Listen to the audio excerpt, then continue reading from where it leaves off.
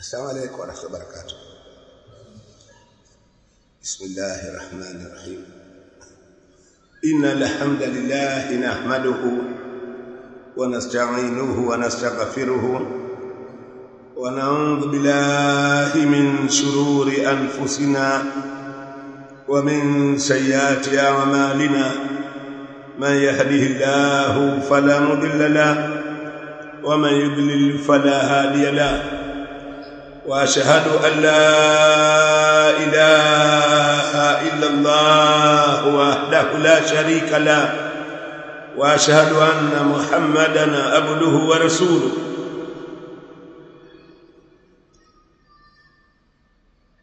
أيها المسلمون عباد الله، أني وإسلام أني وجه الله سبحانه وتعالى. mimi nimepewa amri kwamba mtoe nasaha kidogo kwenu nyinyi ambao kwamba mnatarajia kwenda kuhiji, na inshallah Allah kujalieni mhiji tena hija ile kwa mabrur, akujalieni hivyo. Kwa hivyo nitatoa nasaha kidogo kama nilivyotakiwa nizitoe. Jambo la kwanza kabisa, napenda kukutakeni kwa kuambieni ittaqullaha subhanahu wa ta'ala, kwamba muogopeni Allah subhanahu wa ta'ala, washkuruhu, na mumshukuru yeye Allah subhanahu wa ta'ala, ala ma shar'a lakum, kwa kule Allah, kwa yale aliyokuwa Allah amekuwekeni katika mambo ya ibada mbalimbali, tena zilizokuwa kubwa katika kila siku. Zingine ziko kila siku ibada hizo, na kuna ibada nyingine zinakuwepo kwa wiki tu, na kuna ibada nyingine kama hii ya hija au ya funga lazima ya Ramadhani inakuwepo katika kila mwaka. Ukolo mambo kila mmoja afahamu ndani ya moyo wake kwamba kila aliyoweka Allah subhanahu wa ta'ala kwetu katika ibada, kwamba jambo hilo limebeba kheri zilizokuwa nyingi. Na vile vile kwa upande wa pili afahamu kwamba jambo hilo limebeba jambo la kuweza kumtenga mbali na kumwepusha mbali mtendaji wake ibada hiyo kutokana na kila shari.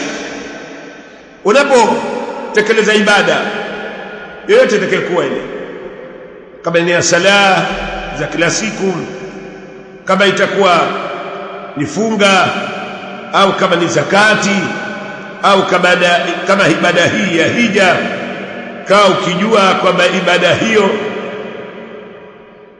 tahmilu lakum kulla khair, kwamba inachukua na inabeba kwenu nyinyi kila khairi. Kwa hivyo amini hivyo. Watubidu ankum kulla sharri, na ibada hiyo inakwenda kuwekeni mbali nyie na kukuepusheni nyinyi kutokana na kila shari. Mimi nitazungumzia ibada ya hija katika ibada hizo, ambayo hii tulikuwa sisi tunaikusudia kwamba kila mmoja kati yetu sisi afahamu kwamba alhajju, yani hija, jihadun fi sabilillahi, kwamba hija ni kupigana katika kuipigania dini ya Allah subhanahu wa ta'ala, ili dini ya Allah subhanahu wa ta'ala ipate kuwa juu.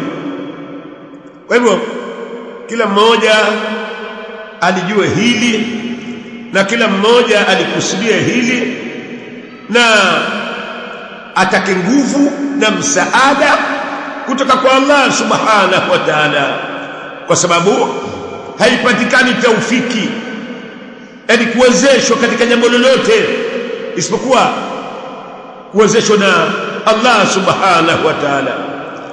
Kwa hivyo tujue kwamba hija ni jihadi ya kuipigania dini ya Allah subhanahu wa ta'ala ili ipate kuwa juu. Yunfiqu fihi almala, hujaji anatoa katika ibada yake hiyo mali.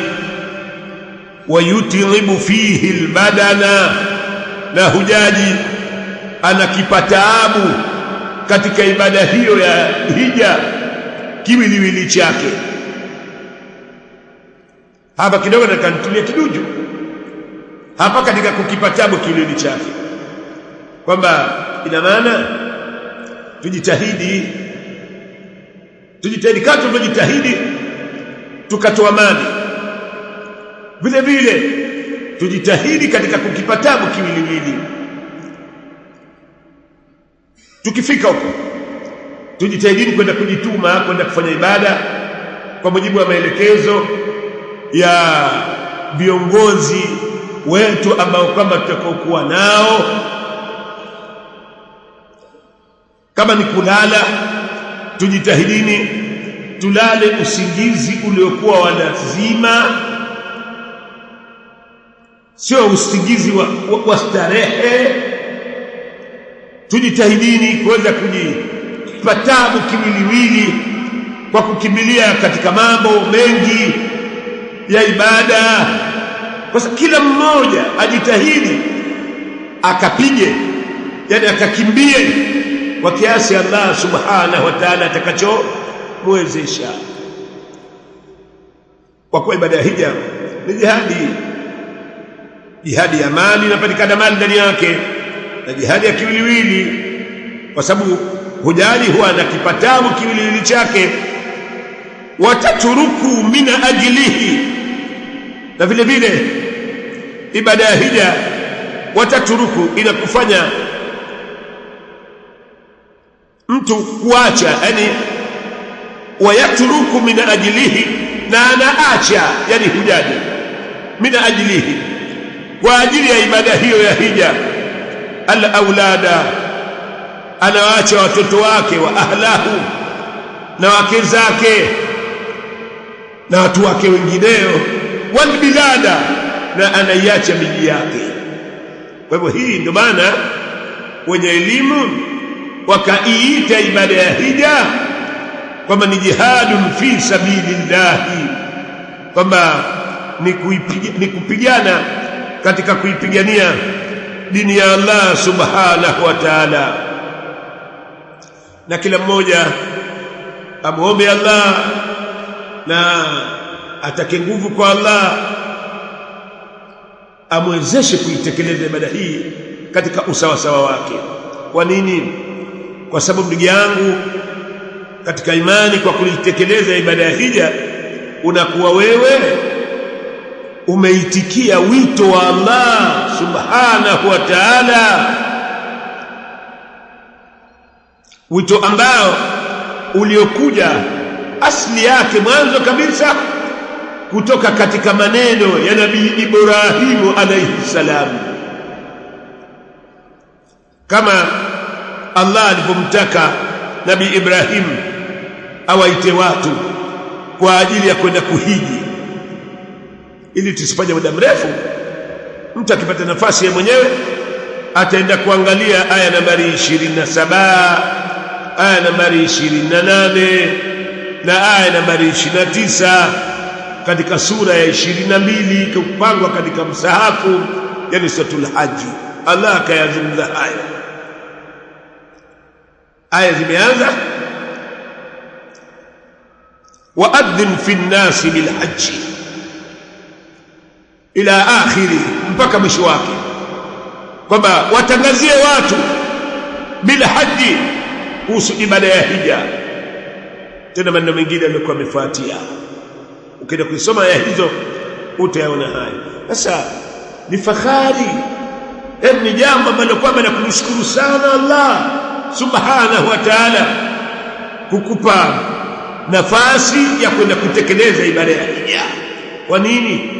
Laitani ingekuwa hakuna faida nyingine, ingelikuwa faida huko kwa fulani anaitikia au ameitikia wito wa Mola wake alivyoitwa, basi ilikuwa ishatosha.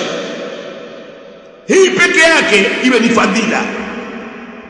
Kumwitikia Allah muumbaji ni jambo kubwa, kwa sababu Allah kaika kaida, katuwekea sisi yani mwongozo ambao kwamba kila mmoja mwongozo huo anatakiwa awe anauweka mbele ya macho yake na ima dawama, si usahau, kwa sababu akiutekeleza mwongozo huo utamfanya atengenekee na utamfanya aache mambo yaliyokuwa Allah hayaridhii.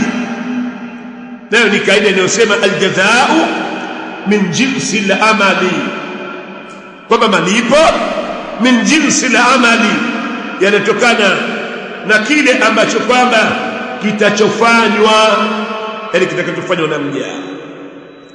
Wewe umeitwa, umeitikia, ina maana Allah subhanahu wa ta'ala atakilipo chake atakufanyia na wewe vile vile utakapomwita na yeye kuitikie. Na hayawi mambo yakawa yenye kutengenekea katika dunia ya mtu na katika maisha yetu tunaelekea akhera, isipokuwa kwa kutaka Allah subhanahu wa ta'ala. Kwa hivyo sisi tunatekeleza wito aliokuwa katuita Allah subhanahu wa ta'ala. Kwa hivyo tufahamu kwamba nahnu alana, kwamba sisi hivi sasa fi ashhuri alhaji, tupo katika miezi ya hija. Miezi ya hija, yani miezi ya hija maana yake ni miqati, yani vituo vya wakati vya kutekelezwa ibada ya hija, ambayo inaanza tokea katika mwezi wa Shawwal mwanzo kiingia, ndio zinakuwa siku za mtu kuingia katika ibada ya hija. Kwa hivyo hujaji anaweza akaingia katika ibada ya hija, maana akahirimia na akavaa mavazi yatakiwayo katika ibada ya hija tokea Shawwal kianza tu. Kwa hivyo itakuwa ni hali yake kama ataingia toka mwanzo au katikati ya miezi hiyo, kwa sababu miezi hiyo ni mwezi wa Shawwal, sisi tunaita mfungo mosi, mwezi wa Dhulqaada sisi tunaita mfungo pili, na masiku 10 ya mwanzo mwezi Dhulhijja. Kwa hivyo tupo katika masiku hayo. Allah subhanahu wa ta'ala, kwa kuwa tupo katika masiku hayo, kazungumza maneno ambayo yale maneno aliyozungumza kama sisi tutayaelewa, na tunamwomba Allah tufanye wepesi tuyaelewe na atuwezeshe kwenda kuyafanya kazi, maana tutakuwa tushaimaliza hija. Maana yake nini? Tutakuwa tayari tutapata malipo, maana itakuwa ndio sababu kubwa ya kupata yale malipo nono ya ibada ya hija ambayo hana mfano wake. Kasema hivi katika Qur'an al-Karim, kasema al-hajju ashhurun ma'lumatun, kwamba ibada ya hija imewekewa miezi maalum, yani al-hajju ashhurun ma'lumatun, kwamba ibada ya hija imewekewa miezi ambayo kwamba ma'lumatun, miezi yenye kujulikana, miezi yenye kujulikana. Hakuna haja miezi hii kwamba lazima itofautiane, kama mtu lazima aambiwe. Inajulikana toka enzi ya Nabii Ibrahim alayhi salam kama miezi ya hija ni miezi ya Shawwal, yani mfungo mosi, mfungo pili na siku 10 za mwanzo na mwezi wa mfungo 3. Kisha Allah akasema katika aya za Qur'an al-Karim aliposema al-hajju ashhurun ma'lumatun faman farada fihinna al-hajja, kwa yule atakayekusudia fihinna, katika miezi hiyo ama ni miezi ya hija. Kwa nini kaitwa miezi ya hija? Kwa sababu ndio hujaje anaruhusiwa kuhirimia sasa kuingia katika ibada ya hija, na akihirimia tu ikiwa tayari kishahirimia, chafika katika miqati akahirimia katika miezi hiyo, maana ni lazima ahiji. Kama itakuwa ni hija kwake yeye lazima hajawahi kuhiji, au kama itakuwa ni hija ambayo kwamba ilikuwa kumhijia mtu, au kama itakuwa ni hija ambayo kwamba kwake yeye ya sunna tu kishawahi kuhiji, ni lazima labda litokezee jambo la dharura litakalokuwa nje ya uwezo wa mwanadamu. Na ndio maana Allah subhanahu wa ta'ala akasema faman farada fihinna alhajja, atake kusudia kuhiji katika miezi hiyo, yani kwa maana kuhirimia na kuingia katika kuitekeleza ibada ya hija, baki inakuwa tayari kishajiwekea kitu cha lazima aweze kukitekeleza. Nini cha kufanya? Cha kufanya fala rafatha wala fusuqa wala jidala fil hajj. Utakuta la mwanzo kabisa Allah subhanahu wa ta'ala kakataza wakati huo anawalea na kuwachunga mahujaji ili wapate kufikia katika lengo la ibada ya hija, ambalo ni lengo kubwa kama tutakavyokuja kuona au kama mnavyojua. Kwanza kakataza, kisha baadaye ndio Allah akaamrisha kupendezesha kufanya mambo yaliyokuwa mazuri. Kakataza kwa kusema fala rafatha, hujaji fala rafatha asifanye baada ya kuhirimia. Ama katika misiku ya miezi ya hija hii, na kwa kuwa ni miezi mitukufu, inatakiwa mtu aanze kujizuia na mambo machafu na kujifanya kujitahidi kujitengeneza kitabia, kujitengeneza katika jambo la kuacha mabaya na kufanya mazuri, ili kujikurubisha kwa Allah subhanahu wa ta'ala. Mara baada ya kuwa tayari shahirimia, fala rafatha, asifanye imani hata iliyokuwa ya halali, na matendo yoyote ambayo kwamba ya kukurudisha katika imani, ndio maana ya rafatha, asiyafanye hata kama atakuwa yuko na mkewe huko katika kipindi hicho, mpaka katika muda maalum ambao kwamba utakaofika. Wala fusuka, na wala asifanye maasi yoyote yale, asifanye, na pia asiyafanye maasi yaliyokuwa yamekatazwa, yaliyokuwa yameharamishwa, mara baada ya hujaji kuwa tayari amekwisha kuingia katika ibada ya hija, kisha hirimia. Ayaogope hayo. Kisha mbele akasema wala jidala, na wala asijadiliane, yani akaabishana akafanya mijadala ambayo kwamba yani ya nipe mkupe, huyu anasema na huyu anasema, iwe hapana budi. Na tunamwomba Allah subhanahu wa ta'ala, na katika nafasi bado tuko hai, atusamehe kwa yale ambayo kwamba yalikuwa yametokezea majadiliano ambayo kwamba yalikuwa hana faida kubwa badala yake. Kama kuna jambo mtu pembeni mzungumze.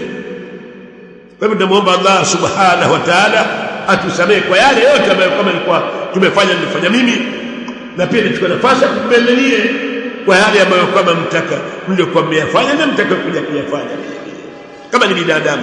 Kwa hivyo Allah akakataza pia wala jidala, wala asijadiliane, yani kubishana yule ambaye kwamba anaitekeleza ibada hii alikuwa tayari kishaingia katika ihram. Na kwa kuwa ni jambo ambalo kwamba halina faida, mijadala labda iwe ambayo kwamba ilikuwa haina budi, na ilikuwa kwa ajili ya kutaka kuibainisha haki katika jambo, na hakuna njia isipokuwa hilo, hata kama itakuwa mtu si hujaji ndio ataingia katika jambo hilo. Unajua kwa nini Allah subhanahu wa ta'ala akakataza mijadala kwa yule anayeingia katika ibada hija? Kwa sababu mijadala inaleta shari, na inaingiza uadui baina ya watu, na vile vile inamshughulisha hujaji kumtaja Allah subhanahu wa ta'ala. muda ule alikuwa mtaja Allah, yeye anabishana, yeye anajadiliana. Kwa hivyo asiingie katika jambo hilo. Na Allah akakataza, kwa sababu makusudio ya ibada ya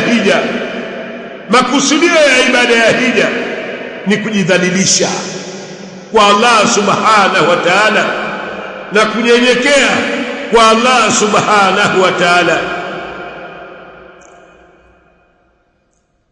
na kujikurubisha kwa Allah subhanahu wa ta'ala bitaati, kwa kufanya mambo mengi ya utiifu, wa tarki almaasi, na kuacha maasi, wal muharramati, na kuacha mambo yaliyokuwa yameharamishwa.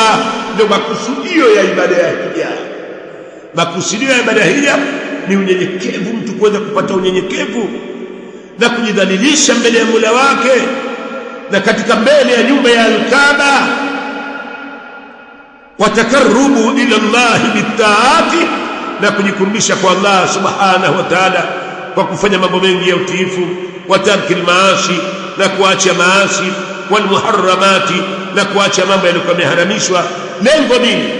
Hata Allah akakataza mambo ya maasi, liyakuna al-hajju mabruran, ili ipate kuwa hija ni hija ambayo kama ilikuwa imetakasika, yani imetakaswa, iko safi kabisa.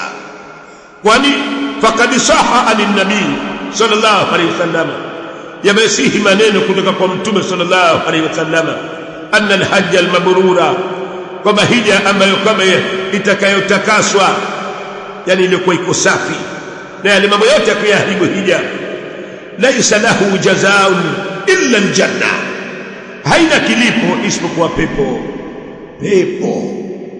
Kwa hivyo kila mmoja tujitahidi kuyaacha yote Allah alikuwa ametukataza wakati tumo ndani ya ibada ya hija, na tushakusudia kwenda katika ibada ya hija, na vile vile baada ya kumaliza ibada ya hija. Na kwa kuwa suala la kujikurubisha kwa Allah subhanahu wa ta'ala kiukweli hasa, na kila mmoja kati yetu sisi anajua haliwezi kupatikana mpaka kwa kuacha maasi.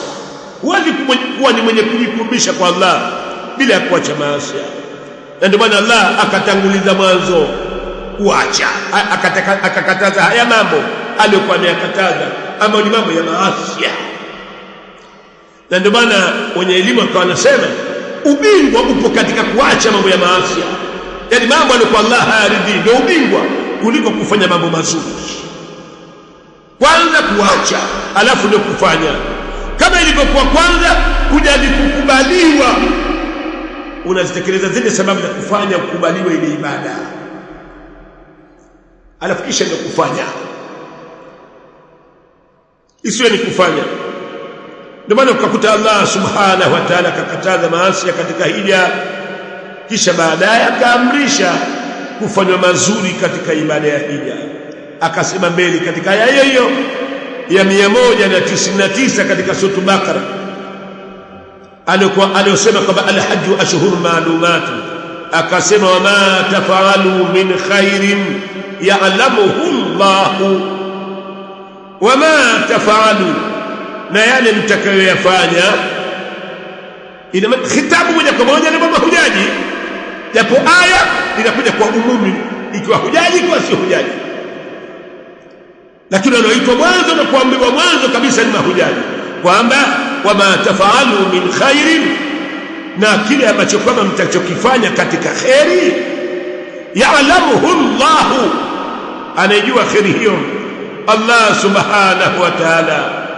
Utakuta maneno haya Allah kayakusudia kwa ajili ya kuhimiza mahujaji na kuwahimiza waja wake kwa ujumla, ala af'alil khairi, kufanya matendo yaliyokuwa ya khairi, hususan fi ayyamil haji, katika siku zote, lakini hasa katika masiku ya hija, hasa katika masiku ya hija, hasa mtu atakapokuwa katika msikiti mtukufu wa Maka na katika sehemu nyinginezo kama hizo. Kwa hivyo tujitahidini kuweza kufanya yaliyokuwa mazuri na kuyafanya yaliyokuwa anayotaka Allah, kutokana na dakika ambazo kwamba nilizokuwa nimepewa Sasa niliambiwa saa 6 kasoro dakika 15, na uzuri wenyewe niache yale ya kumalizia. Sasa hivi bado kufika 6 kasoro dakika 15, bado kada dakika 13. Nende kangitumie katika dakika 13 kama nitadhibisha 5, ili nipate kuziacha kama 8, ili pate watu kwenda kuwahi mambo mengine na kujipanga. Kwa hivyo kwa kumalizia, mimi nasaha zangu kwa dunia, jambo la kwanza tusahau kuhusu upande wa nasaha zile, kuacha Allah alikuwa hayataki na kujikurubisha. Hakuwezi kupatikana kujikurubisha kwa Allah bila hilo. Alafu kufanya mazuri, tena tuna hakika 100% kwamba Allah anayajua haya mazuri tutakayoyafanya na anajua haya mabaya tutakayoyafanya vile vile. Kwa hivyo nasaha zangu nyingine kwa mwenyewe, kwa kumalizia, kwamba nakwambieni tena kwa mara nyingine tena, ittaqullaha ta'ala, muogopeni Allah subhanahu wa ta'ala kwa kuacha mabaya na kufanya sawa sawa.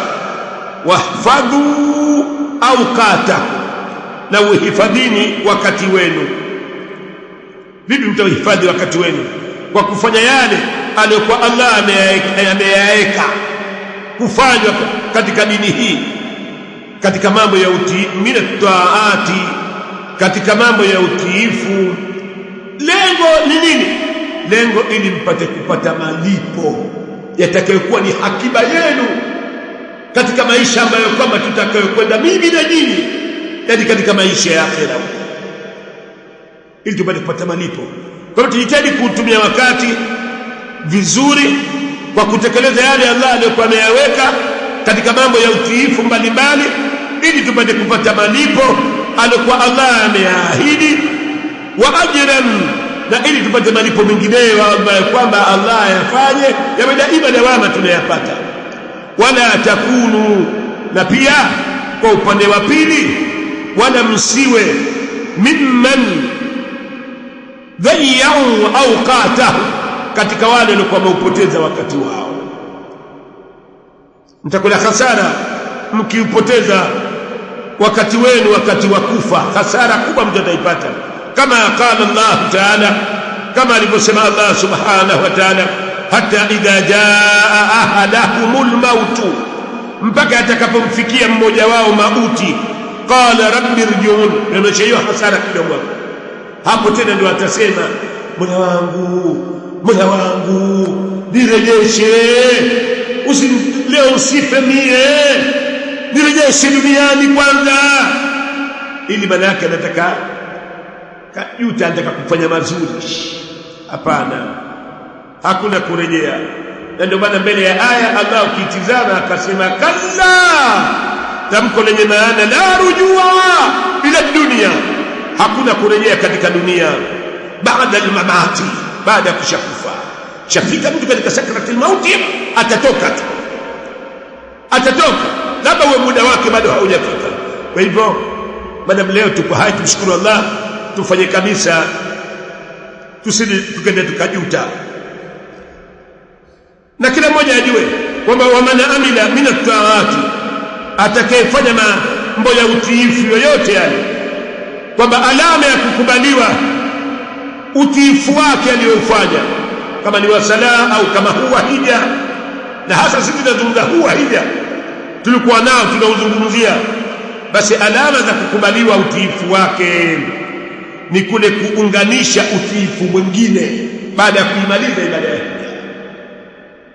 kuunganisha utiifu mwingine. Maana yake ni kuwa kamaliza hija, anaendelea, ni utiifu mkubwa, anaendelea kufanya utiifu kwa Mola wake na kukimbia mambo yaliyokuwa ya kumwasi Mola wake subhanahu wa ta'ala.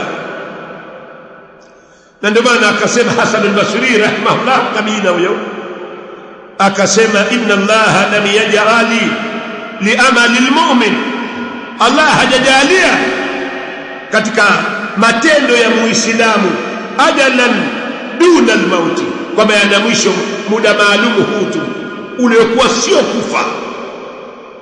Ina maana uwe sisi katika kufanya mambo ya utiifu kwa Allah subhanahu wa ta'ala tuendelee, isiwe katika hija, tuendelee mpaka kufa, kama Allah aliposema, wa'budu rabbaka hatta ya'tiyaka al-yaqin muabudie Mola wako mpaka yatakapokukutia mauti.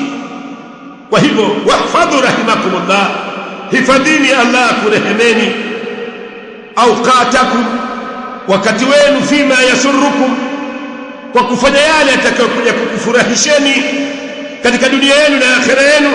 Wala tudayyi'uhu fima yadurrukum, na wala msiupoteze wakati wenu kwa kufanya yale ambayo kwamba yatakayokudhuruni. Nimezidisha katika zile niloahidi sekunde 23 mwisho. Kwa hivyo naomba msamaha kwa kuzidisha hizo, na kutakieni Allah hajjatul mabrur, hija ambayo yani mkarudi kama watoto wachanga, kama Mtume sallallahu alaihi wasallam alivyosema kwamba hija itakayokuwa safi kabisa, nzuri, haina kilipo isipokuwa pepo, na kumfanya hujaji arejee ka yaumi waladatuhu ummuhu, kama siku aliyokuwa amezaliwa na mama yake, kachanga kabisa. Kwa hivyo mkauchunge uchanga huo baada ya kushakurudi.